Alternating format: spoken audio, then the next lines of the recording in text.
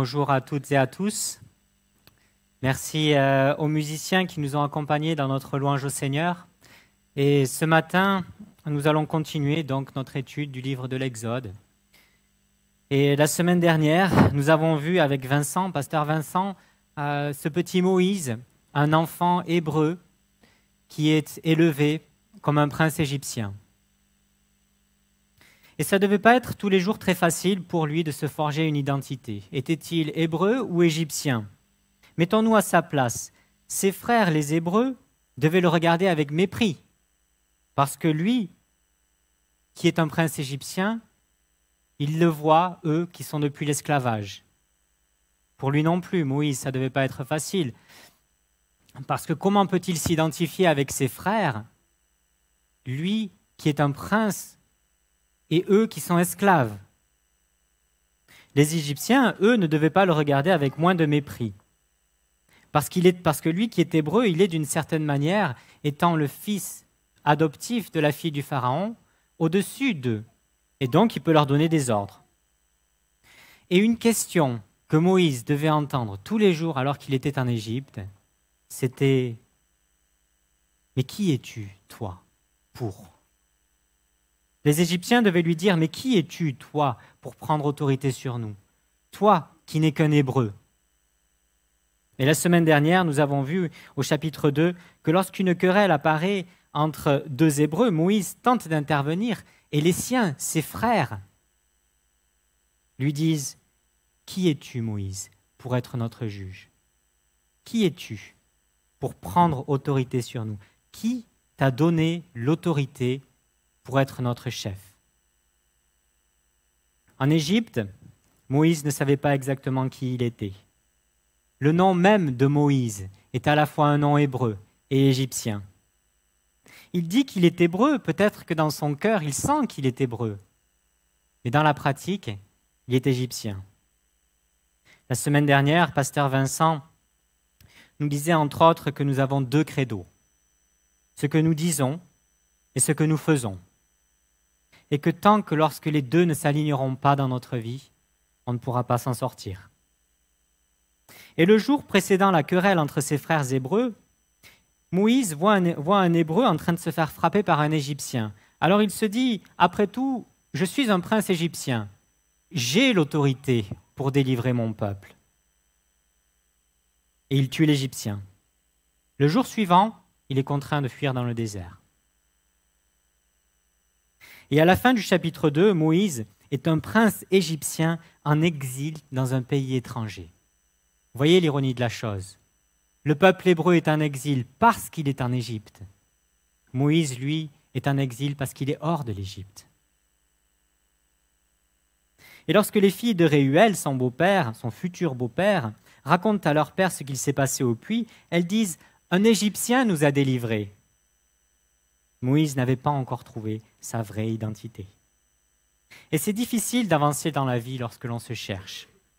Lorsque l'on construit notre vie sur du sable, sans fondation stable et sûre. Et nous arrivons ce matin au chapitre 3. Faisons la lecture des chapitres 3 et 4 jusqu'au verset 17.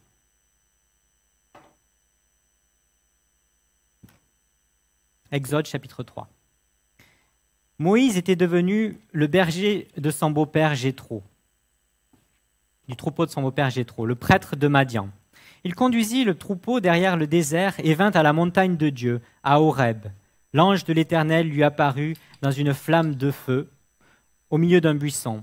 Moïse regarda et vit que le buisson était tout en feu sans être consumé. Moïse dit « Je veux faire un détour pour voir quelle est cette grande vision et pourquoi le buisson ne brûle pas. » L'Éternel vit qu'il faisait un détour pour regarder. Dieu l'appela du milieu du buisson en disant « Moïse, Moïse !» Il répondit « Me voici !» Dieu dit « Ne t'approche pas d'ici, retire tes sandales, car l'endroit où tu te tiens est une terre sainte. » Il ajouta « Je suis le Dieu de ton père, le Dieu d'Abraham, le Dieu d'Isaac et le Dieu de Jacob. » Moïse se cacha le visage, car il avait peur de regarder Dieu. L'Éternel dit « J'ai vu la souffrance de mon peuple qui est en Égypte, et j'ai entendu les cris qu'ils poussent devant ses oppresseurs. Oui, je connais ses douleurs. Je suis descendu pour le délivrer de la domination des Égyptiens, et pour le faire monter de ce pays jusque dans un bon et vaste pays, un pays où coule le lait et le miel. C'est l'endroit qu'habitent les Cananéens, les Hittites, les Amoréens, les Phéréziens, les Héviens et les Jébusiens. Maintenant, les cris des Israélites sont venus jusqu'à moi. J'ai aussi vu l'oppression que leur font subir les Égyptiens. Maintenant, vas-y. Je t'enverrai vers le Pharaon et tu feras sortir d'Égypte mon peuple, les Israélites. Moïse dit à Dieu, « Qui suis-je, moi, pour aller trouver le Pharaon et pour faire sortir les Israélites d'Égypte ?» Dieu dit, « Je serai avec toi. Voici pour toi le signe que c'est moi qui t'envoie. Quand tu auras fait sortir le peuple d'Égypte, vous servirez Dieu sur cette montagne. » Moïse dit à Dieu, « J'irai donc trouver les Israélites, et je leur dirai, le Dieu de vos ancêtres m'envoie vers vous. Mais s'ils me demandent, quel est son nom? Que leur répondrai-je? Dieu dit à Moïse, je suis celui qui suis. Il ajouta, voici ce que tu diras aux Israélites. Je suis, m'a envoyé vers vous. Dieu dit encore à Moïse, voici ce que tu diras aux Israélites. L'Éternel, le Dieu de vos ancêtres, le Dieu d'Abraham, le Dieu d'Isaac et le Dieu de Jacob m'envoie vers vous. Tel est mon nom pour toujours. Tel est le nom sous lequel on fera appel à moi de génération en génération. Va rassembler les anciens d'Israël et dis-leur, l'Éternel, le Dieu de vos ancêtres m'est apparu, le Dieu d'Abraham, d'Isaac et de Jacob. Il a dit, je m'occupe de vous et de ce que l'on vous fait en Égypte. J'ai dit, je vous ferai monter de l'Égypte où vous souffrez, dans le pays des Cananéens, des Hittites, des Amoréens, des Phéréziens, des Héviens et des Jébusiens, un pays où coule le lait et le miel. Ils t'écouteront. Tu iras avec les anciens d'Israël trouver le roi d'Égypte, et vous lui direz, l'Éternel, le Dieu des Hébreux, s'est présenté à nous. Permets-nous maintenant de faire 3 journées de marche dans le désert pour offrir des sacrifices à l'Éternel, notre Dieu. Je sais que le roi d'Égypte ne vous laissera pas partir, à moins d'y être contraint par une forte intervention. J'interviendrai, et je frapperai l'Égypte par toutes sortes de prodiges que j'accomplirai au milieu d'elle. Après cela, il vous laissera partir. Je gagnerai même la faveur des Égyptiens à ce peuple, et quand vous partirez, vous ne partirez pas les mains vides. Chaque femme demandera à sa voisine et à celle qui séjourne chez elle des vases d'argent, des vases d'or et des vêtements. Vous les ferez porter par vos fils et vos filles, et vous dépouillerez les Égyptiens. Moïse répondit, ils ne me croiront pas, ils ne m'écouteront pas. Au contraire, ils diront, l'Éternel ne t'est pas apparu. L'Éternel lui dit, qu'y a-t-il dans ta main? Il répondit, un bâton. L'Éternel dit, jette-le par terre. Il le jeta par terre et le bâton se changea en serpent. Moïse prit la fuite devant lui. L'Éternel dit à Moïse, tends la main et prends-le par la queue.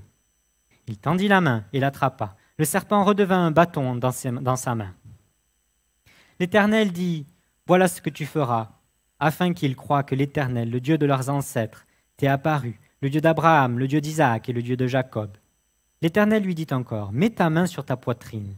Il mit sa main sur sa poitrine, puis la retira, et voici que sa main était couverte de lèpre, blanche, comme la neige. L'Éternel dit, remets ta main sur ta poitrine. Il remit sa main sur sa poitrine, puis l'en retira, et voici qu'elle était redevenue normale.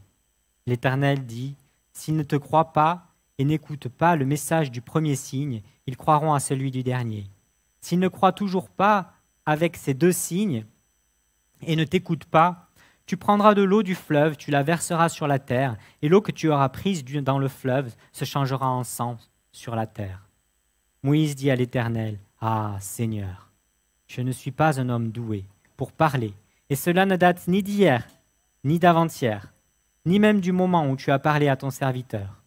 En effet, j'ai la bouche et la langue embarrassées. L'Éternel lui dit, qui a donné une bouche à l'homme? Qui rend muet ou sourd, capable de voir ou aveugle? N'est-ce pas moi, l'Éternel? Maintenant, vas-y, je serai moi-même avec ta bouche, et je t'enseignerai ce que tu devras dire.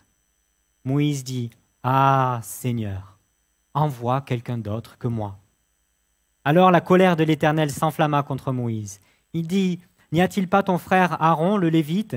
Je sais qu'il parlera facilement, lui. Le voici même qui vient à ta rencontre. Quand il te verra, il se réjouira dans son cœur. Tu lui parleras et tu mettras les paroles dans sa bouche, Et moi, je serai avec ta bouche, et je serai avec sa bouche. Et je vous enseignerai ce que vous devrez faire. C'est lui qui parlera pour toi au peuple. Il te servira de bouche, et toi, tu tiendras pour lui la place de Dieu. Prends ce bâton dans ta main. C'est avec lui que tu accompliras les signes.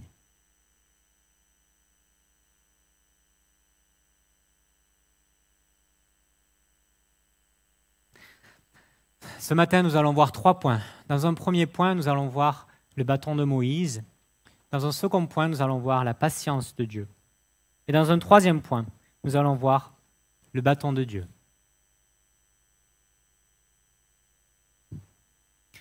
Moïse a passé les 40 premières années de sa vie en Égypte. Et alors qu'il avait 40 ans et qu'il était fort aux yeux de ce monde, il a tenté de libérer son peuple. En fait, il a juste essayé de venir en aide à un seul Hébreu. Et il a lamentablement échoué. Et maintenant, il a 80 ans. Et maintenant, il vit dans une profonde humilité. Et maintenant, au verset 9, et encore maintenant, au verset 10, et maintenant, c'est le moment qu'a choisi Yahweh, l'Éternel, celui qui dit « Je suis celui qui suis ». C'est le moment qu'il a choisi, dans son entière connaissance de toutes choses, pour libérer son peuple. Il y a dans ces premiers chapitres de l'Exode un contraste flagrant entre la parfaite maîtrise de Dieu, qui entend ce qu'il se passe, qui voit ce qui se passe, qui comprend ce qu'il se passe et qui contrôle ce qu'il se passe, et Moïse, qui lui ne contrôle rien, mais qui à chaque moment de sa vie est dépendant des autres et qui ne comprend même pas vraiment qui il est. La semaine dernière, nous avons vu combien Dieu est souverain dans la première partie de la vie de Moïse. Chaque petit détail est réglé afin que Moïse devienne qui il est. Avec les sages-femmes qui craignent l'Éternel et ne tuent pas les fils des Hébreux, ils ne tuent pas Moïse. La fille du Pharaon qui va payer la mère de l'enfant pour le nourrir. Aujourd'hui, on appellerait ça des allocations familiales. Et puis la maison du Pharaon qui instruit celui qui va causer sa perte. Dieu est au contrôle. Et cette semaine, nous voyons le premier verset du chapitre 3 qui dit « Moïse était devenu berger du troupeau de son beau-père Jéthro. » Et ceci implique plusieurs choses.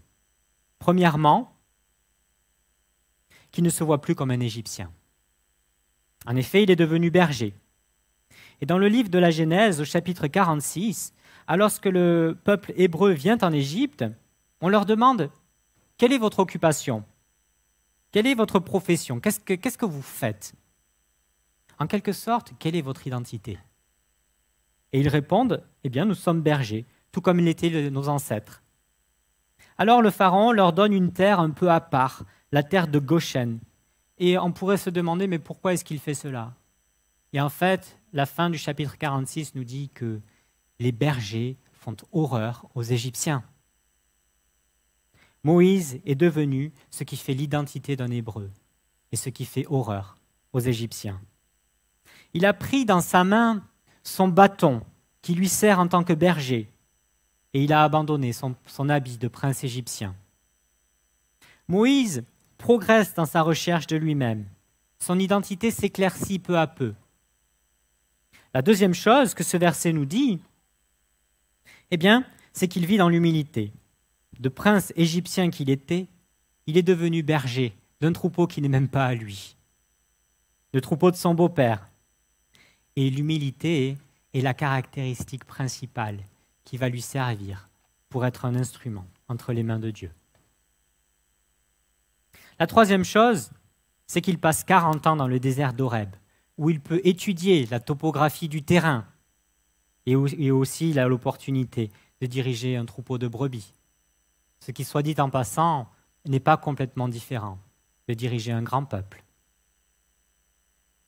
Même si nous n'en avons pas toujours conscience, l'Éternel a toujours un but dans les épreuves qu'il permet dans nos vies. La plupart du temps, lorsque nous sommes en train de traverser ces dites épreuves, nous ne comprenons pas pourquoi. Nous râlons. Nous râlons comme râlerait un enfant que son père traîne à l'école en le tenant par la main et qui pleure et qui demande « Mais pourquoi ?» Et son père lui dit « Écoute, mon fils, tu ne comprends pas maintenant, mais un jour, tu comprendras. Et l'Éternel nous dit à nous aussi aujourd'hui, fais-moi confiance. Je sais que c'est dur. C'est pour ça que je te tiens par la main. Mais un jour, peut-être dans un mois, peut-être dans 10 ans, peut-être même pas dans ce monde, mais un jour, tu comprendras pourquoi.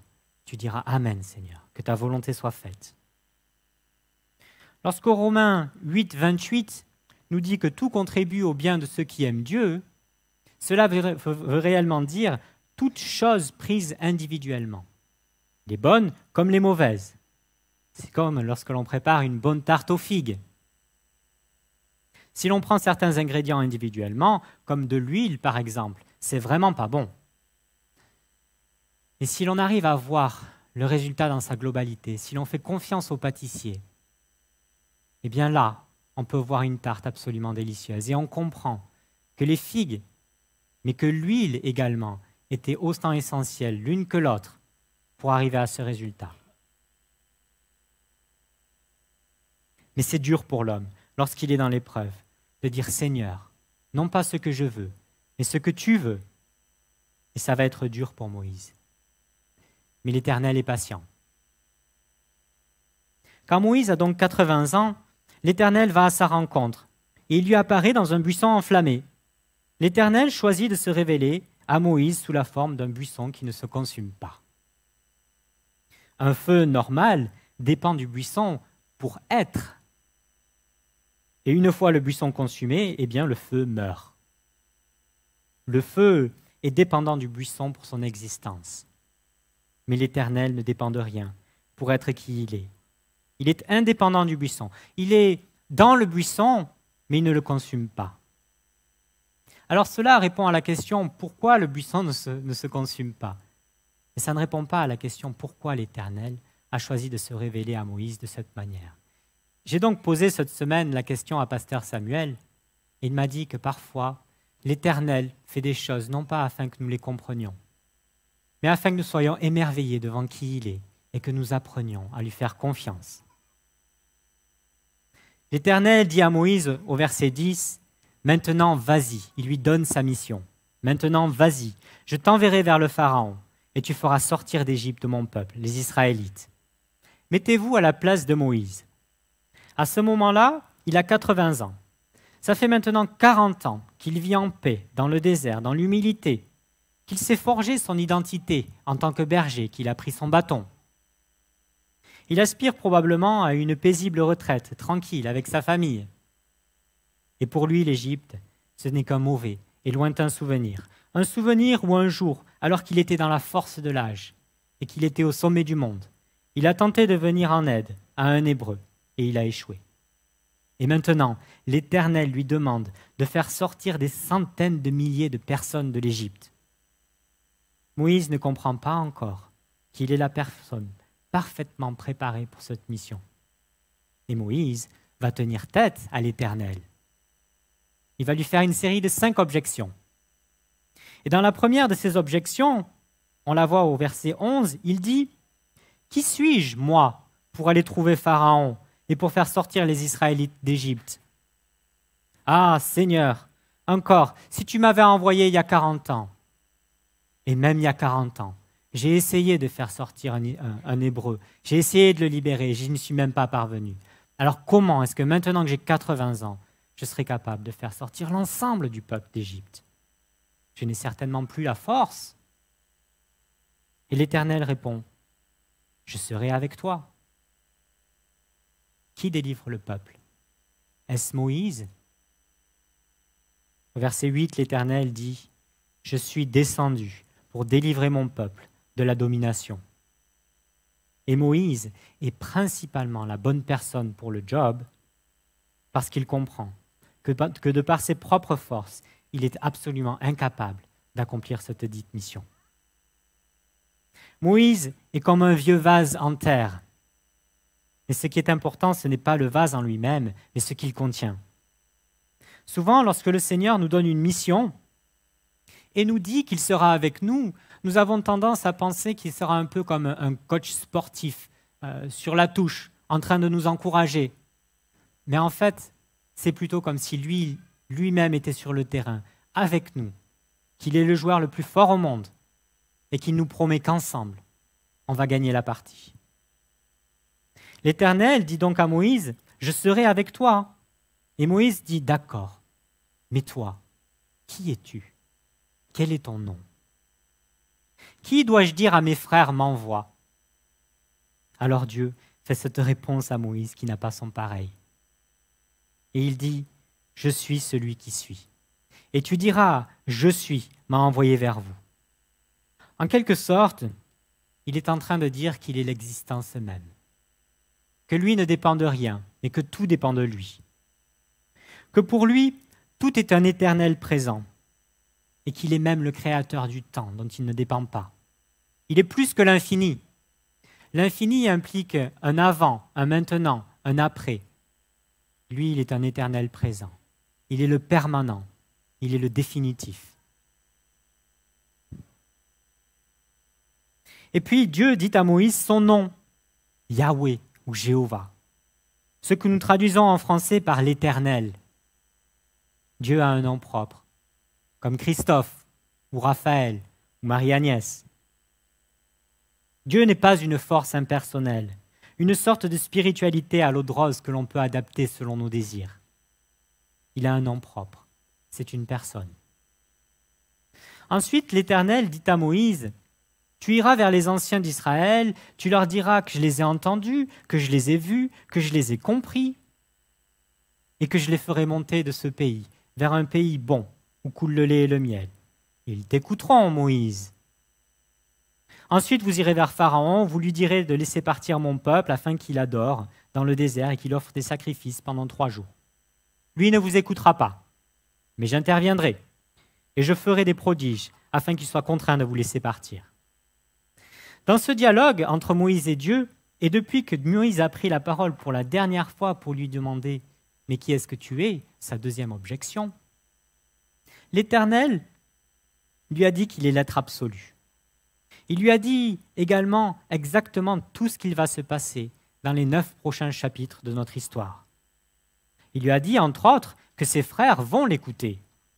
Et la première chose que Moïse dit, lorsqu'il reprend la parole, sa 3e objection, « Ils ne me croiront pas, ils ne m'écouteront pas. » Vous est-il déjà arrivé, en parlant avec un enfant, de lui dire quelque chose et l'enfant vous répond le contraire? Il vous dit « Non, c'est pas comme ça, tu as tort. » Dans les moments comme ça, notre patience peut être mise à l'épreuve. Et c'est ce que fait Moïse envers Dieu. Et c'est ce que nous aussi, nous faisons envers Dieu. Chaque fois que nous doutons de sa bonté envers nous, chaque fois que nous cherchons notre vrai bonheur dans les choses créées plutôt que dans celui qui les a créées. Mais notre Dieu, l'Éternel, le Tout-Puissant, celui qui est le roi des rois, est également un Dieu patient et humble qui descend vers son peuple, qui se met au même niveau que Moïse et qui prend du temps avec lui pour le rassurer. Il n'opère pas comme un général sans cœur qui donnerait des ordres à ses soldats. Non. Yahweh est personnel, il est relationnel. Il agit plus comme un parent qui commande à son enfant. Et si son enfant commence à pleurer, il prend du temps avec lui pour le rassurer. Alors pour rassurer Moïse, à sa 3e objection, l'Éternel lui donne une série de 3 signes qu'il devra accomplir en présence des anciens d'Israël afin qu'il croie. Mais Moïse n'est pas encore totalement rassuré. Moïse n'a pas encore compris que le succès de la mission que lui confie le Seigneur au verset 10 du chapitre 3 ne dépend pas de sa force à lui. Moïse pense que le Seigneur, lorsqu'il lui dit qu'il sera avec lui, il pense que c'est comme un coach au bord de la touche. Alors Moïse dit à l'Éternel, « Ah, Seigneur », sa 4e objection. Un peu comme s'il voulait dire, « Ah, Seigneur, si tu savais. Je ne suis pas doué pour parler. » Lorsqu'un parent explique quelque chose à son enfant, le parent doit avoir le dernier mot.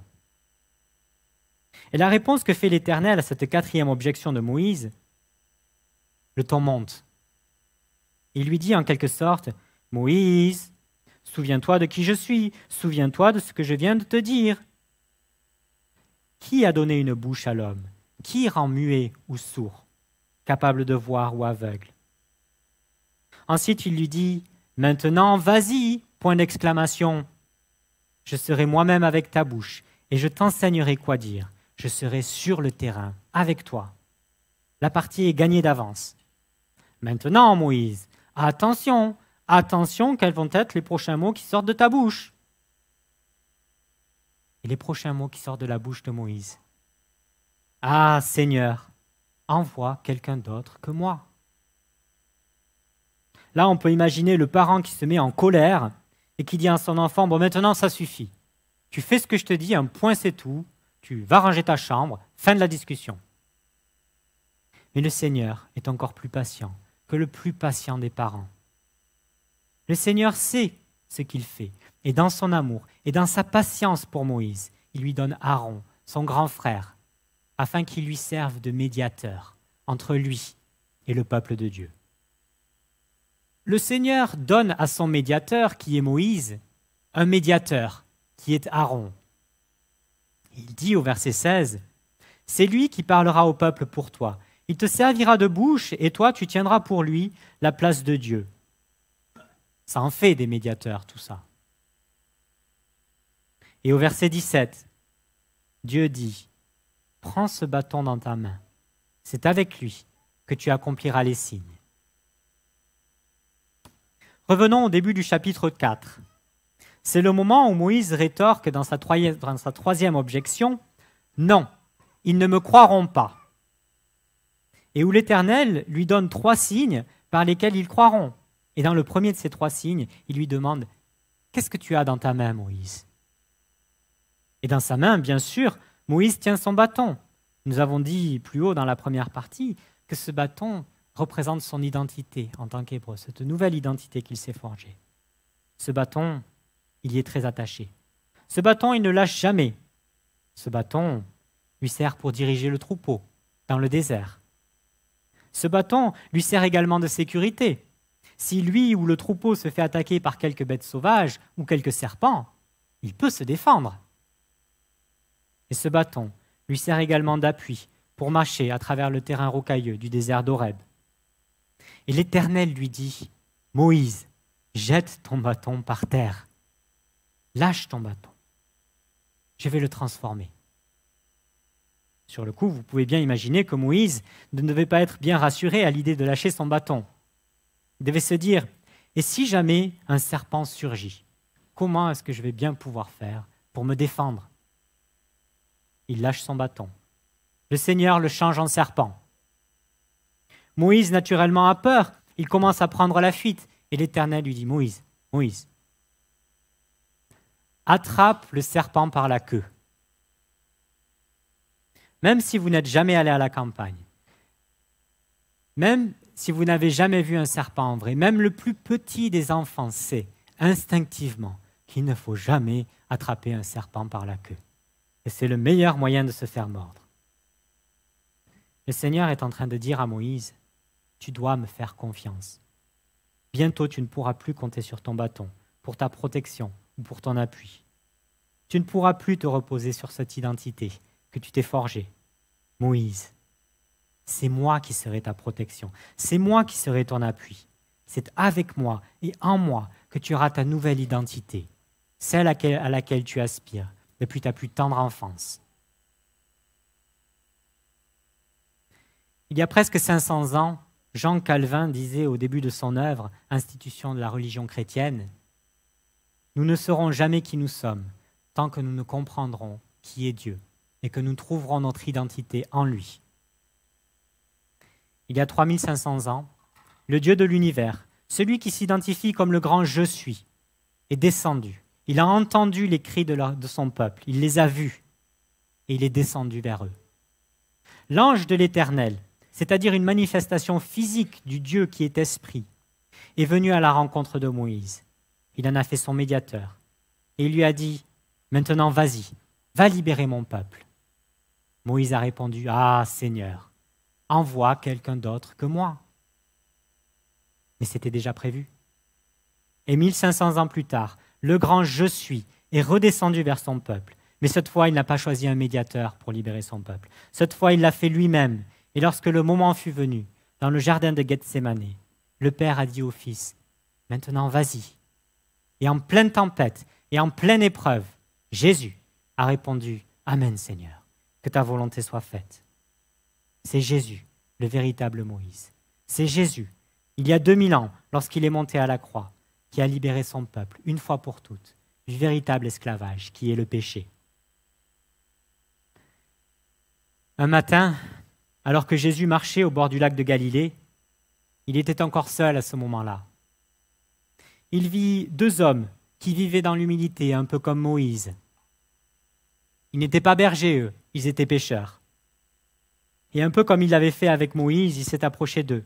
Et il leur a dit, « Lâchez vos filets, suivez-moi, et je vous ferai pêcheurs d'hommes. » Et comme il l'a fait avec Moïse, il a pris du temps avec eux. Il a été humble et patient. Il a passé 3 années avec eux. Il a pris le temps pour leur expliquer qui il est et pour les préparer à la mission qu'il leur a confiée à eux aussi avant de monter au ciel. Allez, faites de toutes les nations des disciples, baptisez-les au nom du Père, du Fils et du Saint-Esprit, et enseignez-leur à mettre en pratique tout ce que je vous ai prescrit. Et comme il l'avait fait avec Moïse, il leur a dit à eux aussi, « Et moi je serai avec vous tous les jours jusqu'à la fin du monde. » C'est marrant comme l'histoire se répète. Et l'histoire se répète encore ce matin. Et le Seigneur nous demande ce matin à chacun, « Et toi, qu'est-ce que tu as dans ta main ?» Il nous demande de le lâcher et de lui en faire offrande. Il nous demande de lui faire confiance pour notre sécurité. Il veut qu'on le prenne lui comme notre seul appui dans la vie. Il nous demande de lui offrir tout ce que nous sommes. En quelque sorte, il nous demande de lui offrir notre identité, tout notre être comme un sacrifice vivant de bonne odeur. Sommes-nous prêts à le faire? Évidemment, nous ne sommes pas meilleurs que Moïse ou que les apôtres. Mais notre Père céleste est patient avec nous aujourd'hui aussi, comme il l'a été avec Moïse et avec ses apôtres. Et il sera patient avec nous toute notre vie, afin que nous comprenions de plus en plus, de jour en jour, à quel point il nous a aimés en Christ. Jusqu'à ce que nous soyons prêts à déposer à ses pieds toutes les choses qui font notre joie dans ce monde. Jusqu'à ce que nous soyons prêts à trouver notre vraie identité en lui et à le laisser être tout ce qu'il dit qu'il est, le grand je suis. Jusqu'à ce que nous soyons prêts à lui faire confiance et à trouver notre vraie joie en lui. Jusqu'à ce que nous soyons prêts à lâcher notre bâton afin qu'il devienne le bâton de Dieu. Prions. Notre Père, notre Dieu, tu es un Dieu éternel, un Dieu saint, un Dieu au-dessus de tout, et nous devons te respecter comme étant ce Dieu. Mais Seigneur, tu es également un Dieu patient, humble, qui vient vers nous, qui s'humilie et qui prend du temps avec nous tous les jours afin que nous progressions de plus en plus avec toi. Je te remercie, Seigneur, pour cette histoire de Moïse. Et je te remercie pour cette confession qu'il nous fait, alors que bien des années plus tard, il écrit ces lignes et il dit « Voilà comment j'étais, voilà comment j'ai tenu tête à l'Éternel. » Et alors qu'il écrit ces lignes, il comprend pourquoi il est passé à travers toutes ces souffrances. Seigneur, je te prie que nous puissions nous aussi avoir la force de pouvoir te dire, comme Jésus l'a fait, « Amen, Seigneur, que ta volonté soit faite. » Et Seigneur, tu sais très bien que sans toi, sans être en toi, nous ne pourrons jamais dire cela. Je veux te prier ce matin, Seigneur, pour que chacun d'entre nous, nous puissions remettre tout ce que l'on a dans nos mains, entre tes mains, Seigneur. Seigneur, je te remercie pour tous les dons que tu nous as donnés et je te prie pour qu'on puisse les mettre à ton service. Au nom de Jésus-Christ. Amen.